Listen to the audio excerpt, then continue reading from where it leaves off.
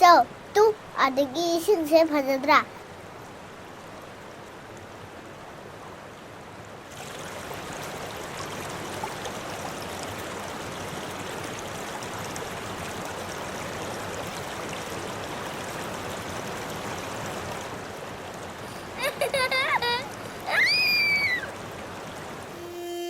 ꯏꯇꯥꯎ ꯀꯩꯃꯤ ꯍꯧꯖꯤꯛꯇꯤ ꯑꯩꯒꯤ ꯊꯕꯛꯁꯨ ꯂꯣꯏꯔꯕꯅꯤꯅ ꯂꯥꯏꯅꯤꯡꯊꯧ ꯏꯄꯥ ꯏꯕꯨꯡꯉꯣꯒꯤ ꯌꯥꯊꯪ ꯂꯧꯖꯔꯒ ꯑꯩꯒꯤ ꯏꯔꯝꯂꯦꯟꯗ ꯑꯃꯨꯛ ꯍꯟꯈꯤꯅꯕ ꯇꯧꯔꯒꯦ ꯏꯇꯥꯎ ꯇꯥꯏꯕꯪ ꯁꯦꯝꯕꯤꯕ ꯏꯄꯥ ꯏꯕꯨꯡꯉꯣ ꯂꯥꯏꯅꯤꯡꯊꯧꯒꯤ ꯌꯥꯊꯪ ꯄꯥꯡꯊꯣꯛꯄ ꯍꯥꯏꯕꯁꯤ ꯃꯆꯥ ꯑꯣꯏꯕ ꯑꯩꯈꯣꯏꯒꯤ ꯏꯊꯧꯗꯥꯡꯅꯤ ꯀꯩꯃꯤ ꯑꯩꯗꯤ ꯑꯩꯒꯤ ꯄꯨꯟꯁꯤ ꯑꯁꯦ ꯊꯋꯥꯏ ꯄꯥꯟꯕꯁꯤꯡꯒꯤ ꯌꯥꯏꯐꯅꯕꯒꯤꯗꯃꯛ ꯀꯠꯊꯣꯛꯈ꯭ꯔꯕꯅꯤ ꯏꯇꯥꯎꯁꯨ ꯑꯩꯒꯤ ꯏꯊꯧ ꯄꯥꯡꯊꯣꯛꯄꯗ ꯃꯇꯦꯡ ꯄꯥꯡꯂꯨꯔꯣ ꯍꯥꯏꯗꯨꯅ ꯂꯥꯏꯅꯤꯡꯊꯧ ꯏꯄꯥ ꯏꯕꯨꯡꯉꯣꯅ ꯌꯥꯊꯪ ꯄꯤꯕꯤꯔꯛꯈꯤꯕꯅꯤ ꯃꯔꯝ ꯑꯁꯤꯅ ꯏꯄꯥ ꯏꯕꯨꯡꯉꯣꯒꯤ ꯌꯥꯊꯪ ꯌꯥꯎꯗꯅ ꯑꯩꯅ ꯏꯇꯥꯎꯗ ꯀꯔꯝꯅ ꯑꯌꯥꯕ ꯄꯤꯒꯅꯤ ꯑꯗꯨꯗꯤ ꯐꯔꯦ ꯏꯇꯥꯎ ꯏꯄꯥ ꯏꯕꯨꯡꯉꯣꯒꯤ ꯊꯧꯒꯜ ꯇꯧꯗꯨꯅ ꯑꯩꯒꯤ ꯑꯄꯥꯝꯕ ꯑꯁꯦ ꯏꯄꯥ ꯏꯕꯨꯡꯉꯣꯗ ꯍꯥꯏꯔꯒꯦ ꯃꯁꯤꯗ ꯏꯄꯥ ꯏꯕꯨꯡꯉꯣꯅ ꯄꯤꯔꯛꯄ ꯌꯥꯊꯪ ꯑꯗꯨ ꯑꯩ ꯏꯜꯂꯒꯦ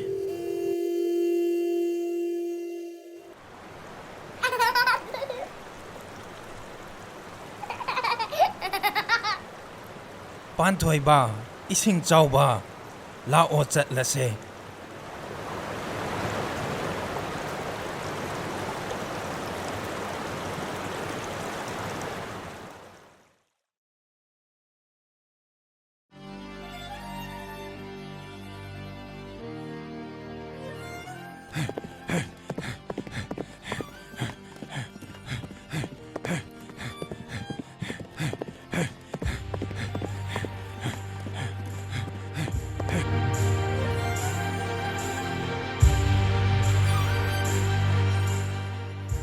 ꯄꯥꯟꯊꯣꯏꯕ ꯏꯁꯤꯡ ꯆꯥꯎꯕ ꯅꯈꯣꯏ ꯑꯅꯤ ꯁ꯭ꯋꯥꯏꯁꯤꯗ ꯉꯥꯏꯍꯥꯛꯇꯪ ꯂꯩꯔꯝꯃꯨꯀꯣ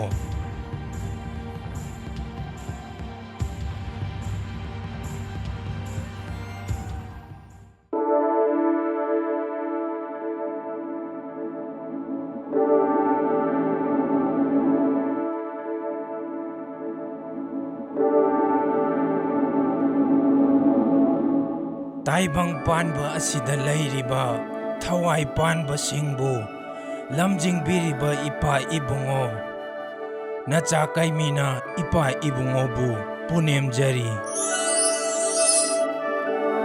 ꯅꯨꯡꯁꯤꯗ ꯏꯆꯥꯗꯤ ꯅꯍꯥꯛꯅ ꯅꯄꯥꯏꯕꯨ ꯉꯁꯤ ꯅꯧꯍꯧꯅꯅ ꯅꯤꯡꯁꯤꯡꯂꯛꯄꯗꯤ ꯅꯄꯥꯏꯒ ꯀꯔꯤ ꯄꯨꯛꯃꯦꯟ ꯄꯥꯎꯃꯤꯟꯅꯅꯤꯡꯕ ꯂꯩꯕꯒꯦ ꯑꯗꯨ ꯍꯥꯏꯌꯨꯗꯣ ꯏꯄꯥ ꯏꯕꯨꯡꯉꯣ ꯏꯄꯥꯅ ꯅꯆꯥꯗ ꯁꯤꯟꯅꯕꯤꯔꯛꯄ ꯏꯊꯧꯗꯥꯡ ꯈꯨꯗꯤꯡꯃꯛ ꯉꯁꯤ ꯐꯥꯎꯕ ꯅꯆꯥꯅ ꯂꯦꯞꯄ ꯂꯩꯇꯅ ꯄꯥꯡꯊꯣꯛꯇꯨꯅ ꯂꯥꯛꯆꯔꯤ ꯑꯗꯨꯕꯨ ꯉꯁꯤꯗꯤ ꯑꯩꯒꯤ ꯈꯣꯡꯕꯨ ꯑꯣꯏꯔꯤꯕ ꯁꯒꯣꯜꯃꯤꯅ ꯑꯩꯒꯤ ꯏꯐꯝꯗꯒꯤ ꯀꯥꯏꯅꯅꯕ ꯌꯥꯊꯪ ꯅꯤꯔꯛꯂꯤ ꯅꯆꯥ ꯀꯩꯃꯤꯗꯤ ꯏꯄꯥꯒꯤ ꯌꯥꯊꯪ ꯑꯗꯨꯛ ꯄꯥꯡꯊꯣꯛꯆꯕꯇꯅꯤ ꯃꯔꯝ ꯑꯁꯤꯅ ꯁꯒꯣꯜꯃꯤꯒꯤ ꯃꯇꯥꯡꯗ ꯏꯄꯥꯒꯤ ꯀꯔꯤ ꯌꯥꯊꯪ ꯂꯩꯕꯒꯦ ꯍꯥꯏꯕꯗꯨ ꯅꯆꯥꯗ ꯑꯗꯨꯛ ꯍꯥꯏꯕꯤꯌꯨ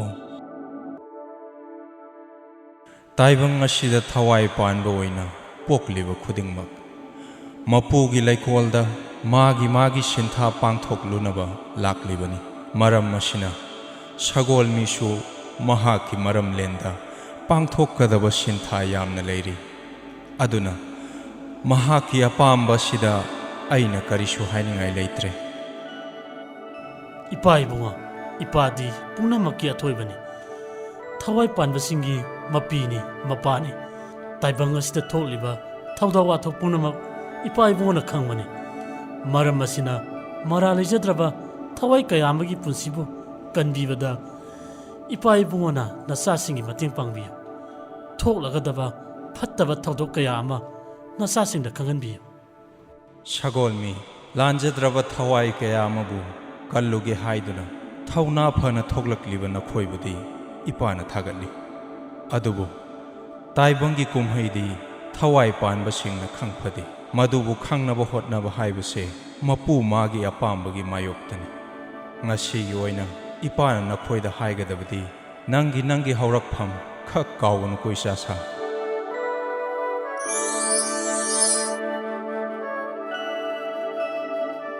Itaw sagolmi haujikti lining thau ipa ibungogi yathang phanglabanina itaw su itaw gi lamdam pangkhro aisu aigi iyum mai kai panglage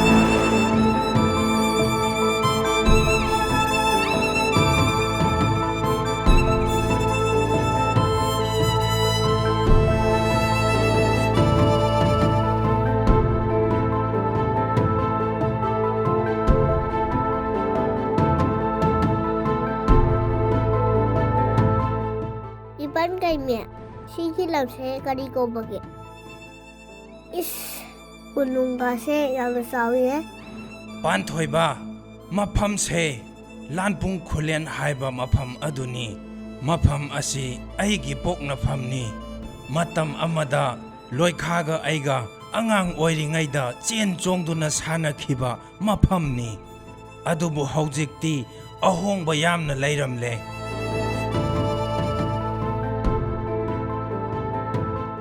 Ipan Keimi noi ima hoidi mafam sida leitro Ising chawba aigi imadi aina pisak piklingai matamda kailakpagi miyoi singna tamthina hatok pikhrabani aigi imaga masak chap manaba idomcha amadi leihobani adubu mahaksu haujik hinglam khigadra haiba ai khangdre aina mafam asi thadoktuna lakhibase yamna kuikhre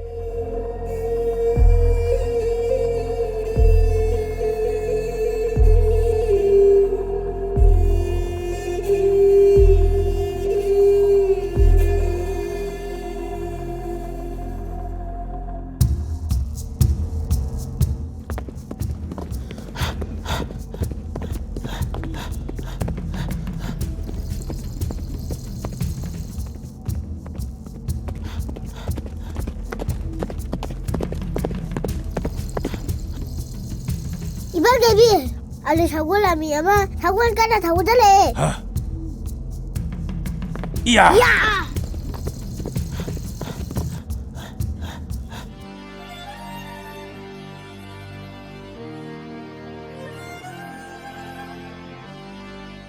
Hai, nupa, nang kanano?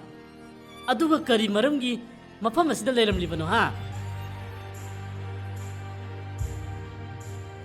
Itaw, taibang miyoybasing asiga laiminaram libam hak ase. Sabung khoki ningthaw sidang haibana ai khoige aron athup khangdoklusu haina tharakpa miro choidana oiramgani.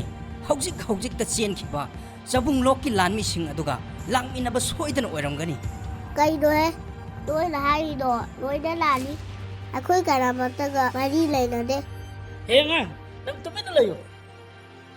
marup cha nakhoina aingonda siriba iral adu yumpham yaudaba ngaktani ai nakhoina khalliba misak adu natte ai di Keimi ni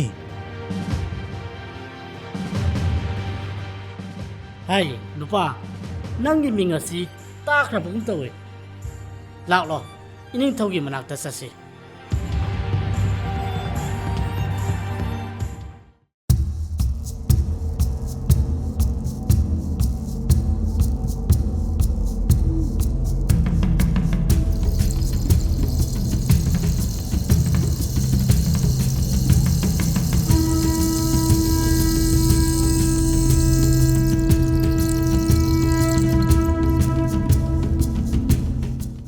Namu taibang angang na ni sidi. Kadai di parak libana. Haujik ti makhoibu. Ikut chalabanina. Lem na tararoy. Nakhoi kanamatana angang ani se sokpa yaroi. Karigumba nakhoi na lam helabadi. Keimi aina nakhoi bu para tambigani.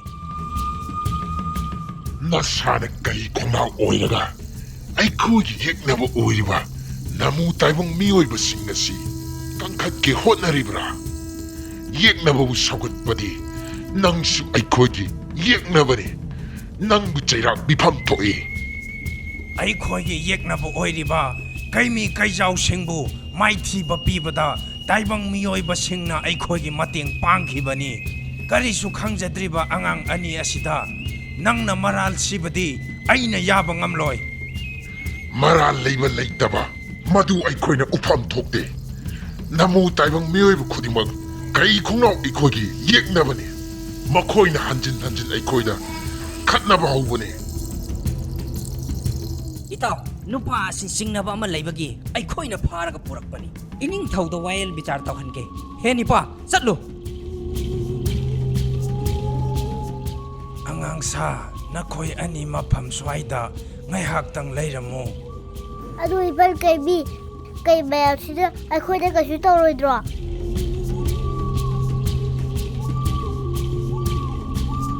Panthoi ba karisu tawroi kirunu.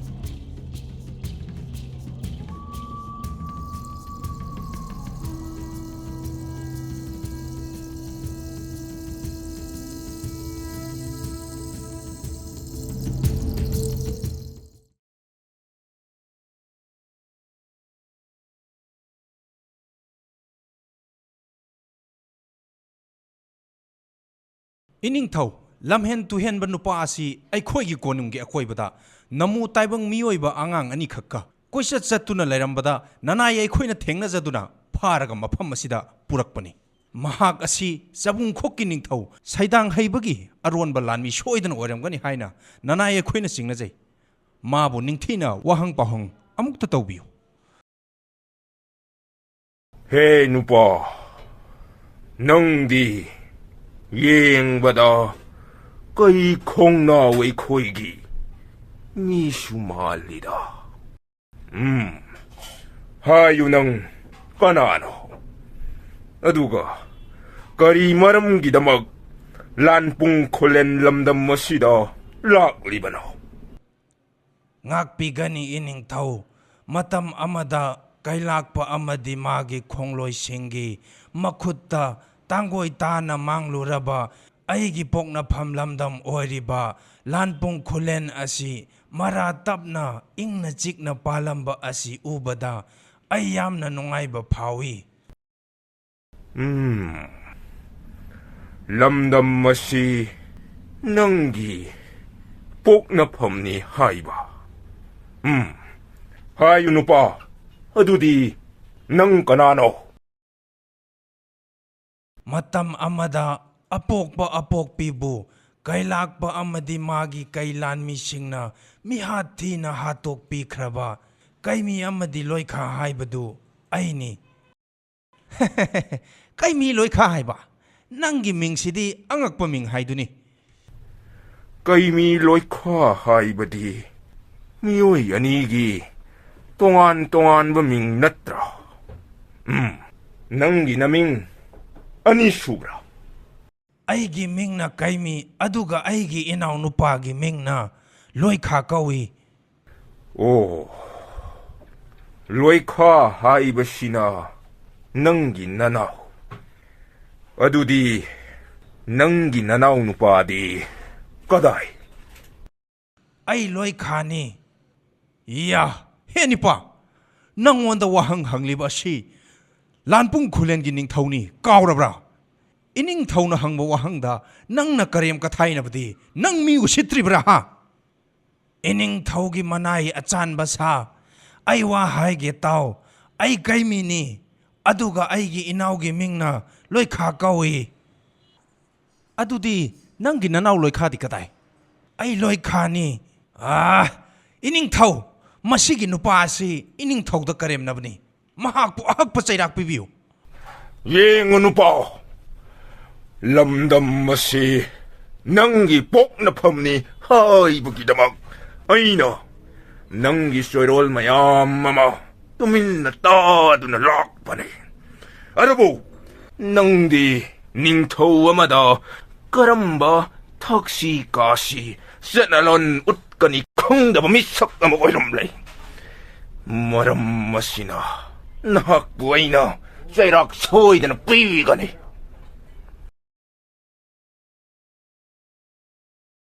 Keimi. Mantri, nang nupa si masakhangbra. Ining thau ay mahakpu masak mun na khangjay.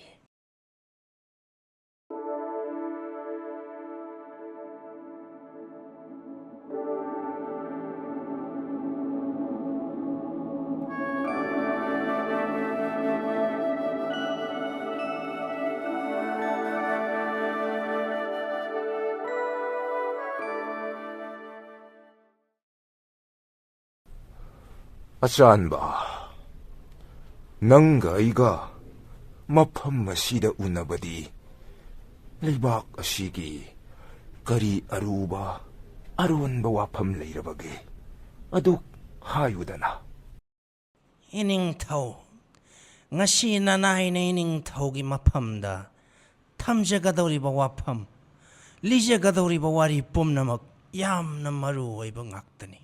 Ngasi ining thau gi lusing makhada kai khongnau mayamna ingna sikna panba ngamlibasi aikhoi-bu matam pumbada tuhat piraga lakhiba kaijau singbu maru phokna muthatkibagini. Karigumba kaijau sing adu hojik lairamba thoklabadi ngasi aikhoi-na ingna sikna hinglibase oithoktabani. Asaan ba? Nangna haining liba wapam madu karino.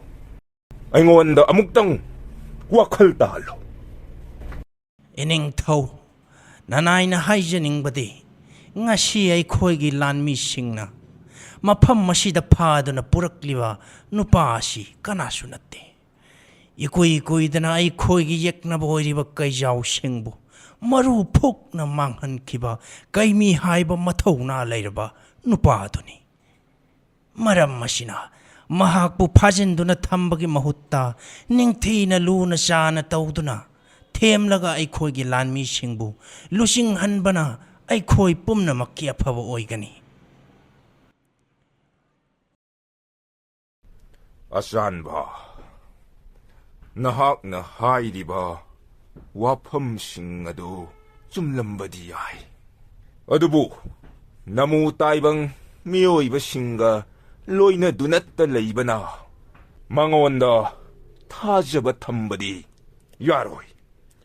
Taibang panba sida leiriba thawai panba singi marakta launam tauba mabuk phattaba masagita oijaba thiba aduga paiheidaba mahei higaiwa paiba kanglup oibana namu taibang miyoiba khudingmak aikhoina thajaba thamphade makhoidi aikhoigi yeknabani.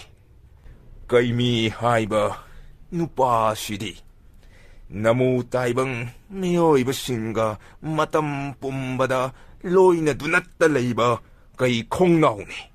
Maram masina mahakpusu yeknaba ama oina laugadabane.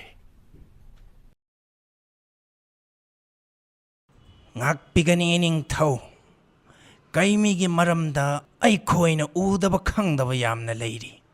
Mahakki masada cheliba i asi kai khongnau oiriba aikhoi-gi kanglupki ini. Maram masina mahakpu yeknaba oina laubagi mahutta aikhoi-na amukta them nauduna wari sanakisi. Mahakpu themduna aikhoi-gi lanmi singgi marakta yauhanbana kai khongnau pumnamakki yaifaba oigani ining thau.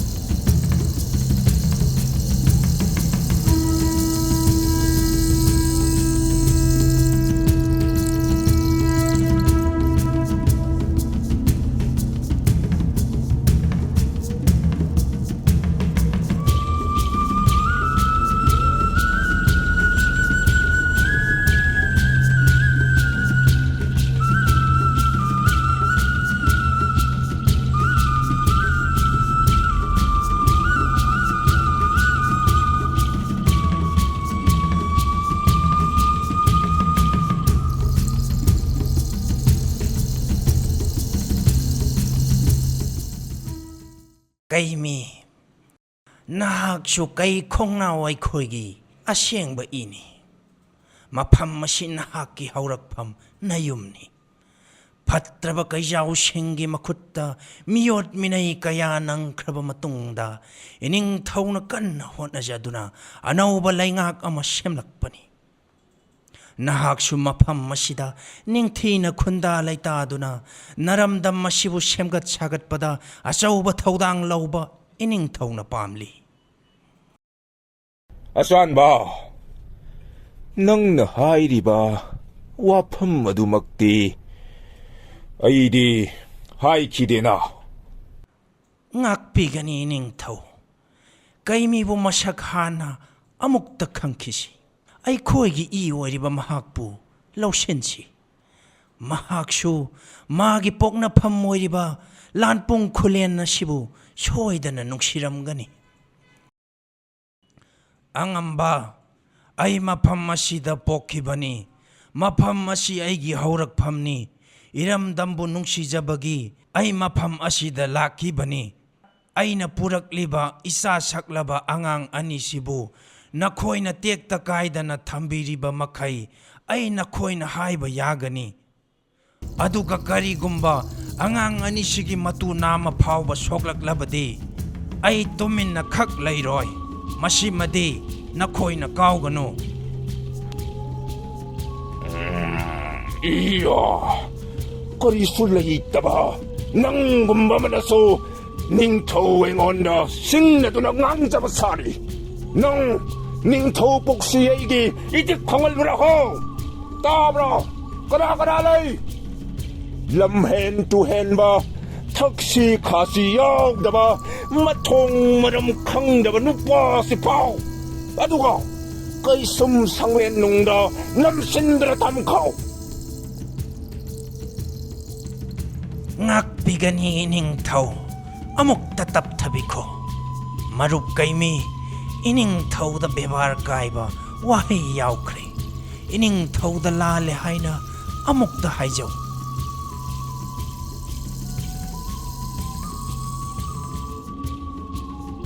Iya, taksi kasi suyog daba nupa sibo. Kamdaw na nang na kanung-anong asida purak libana. Matong manam sukang daba mangonda laybak kasi ngak pagi tawdang kamdaw na sinagadaw libana. Taptabiyo ining thau nanay kay suppada thajaba thambi.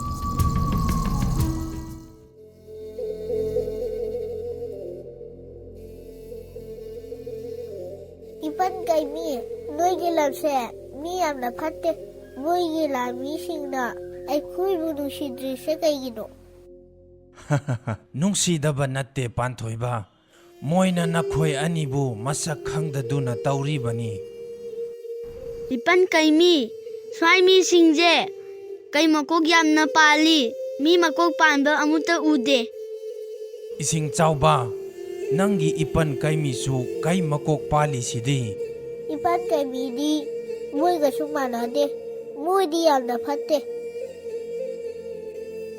Makhoina luna taubidrabasu nakhoigi damak ipan Keimi leiri sidi. Ado Ipan Keimi nangi idon chana thiruse. Madi Ipan Keimi dongna mamu soidana pharangani. Aina pisak piklingai matamda ukibadagi haujik phawba udri mahak hinglam khigadra haiba ai khangdre. Marup Keimi nangi domsha haujiksu hingli. Haujiksu nangi domsha adu tekta kaidana hingli. Matang shabada aina nangbu mahakka soidana unahangani. Aigi maramda nang yamna munna khangba misakni. Aina aigi iramdam asida amuk halakpagi maramdi nang khangbra. Keimi, ay nang kanano haiba munna khangi. Aduga nang sunasagi haurakpham lamdambu nungsijaba miyoy ni haiba ay khangi. Adubu marup ay khoi haujik nungay na laythokpa yadri. ꯆꯕꯨꯡ ꯈꯣꯛꯀꯤ ꯅꯤꯡꯊꯧ ꯁꯩꯗꯥꯡ ꯍꯩꯕꯒꯤ ꯃꯄꯥꯡꯒꯜ ꯀꯜꯂꯕ ꯂꯥꯟꯃꯤꯁꯤꯡꯅ ꯑꯩꯈꯣꯏꯒꯤ ꯏꯔꯝꯗꯝ ꯑꯣꯏꯔꯤꯕ ꯂꯥꯟꯄꯨꯡ ꯈꯨꯂꯦꯟ ꯑꯁꯤꯕꯨ ꯀꯣꯏꯁꯦꯟ ꯁꯦꯟꯅꯗꯨꯅ ꯂꯩꯔꯤ ꯈꯨꯗꯣꯡꯆꯥꯕ ꯍꯦꯛ ꯐꯪꯕ ꯃꯇꯝꯗ ꯑꯩꯈꯣꯏꯗ ꯈꯨꯠ ꯊꯥꯅꯅꯕ ꯁꯦꯝ ꯁꯥꯗꯨꯅ ꯂꯩꯔꯤ ꯃꯗꯨ ꯑꯣꯏꯔꯕꯗꯤ ꯅꯤꯡꯊꯧ ꯁꯩꯗꯥꯡ ꯍꯩꯕꯒ ꯌꯥꯁꯤꯟꯅꯕꯗꯤ ꯀꯔꯤ ꯀꯥꯏ ꯃꯗꯨ ꯑꯣꯏꯊꯣꯛꯂꯔꯣꯏꯗꯕ ꯋꯥꯅꯤ ꯃꯔꯨꯞ ꯅꯤꯡꯊꯧ ꯁꯩꯗꯥꯡ ꯍꯩꯕꯅ ꯃꯥꯂꯦꯝ ꯑꯁꯤꯗ ꯀꯩ ꯍꯥꯏꯕ ꯀꯥꯡꯂꯨꯞ ꯑꯃꯠꯇ ꯊꯝꯕ ꯄꯥꯝꯗꯦ ꯃꯈꯣꯏꯒꯤ ꯄꯥꯟꯗꯝꯗꯤ ꯀꯩ ꯀꯥꯡꯂꯨꯞꯇ ꯂꯩꯔꯤꯕ ꯑꯩꯈꯣꯏ ꯄꯨꯝꯅꯃꯛ ꯃꯔꯨ ꯐꯨꯛꯅ ꯃꯥꯡꯍꯟꯈꯤꯕꯅꯤ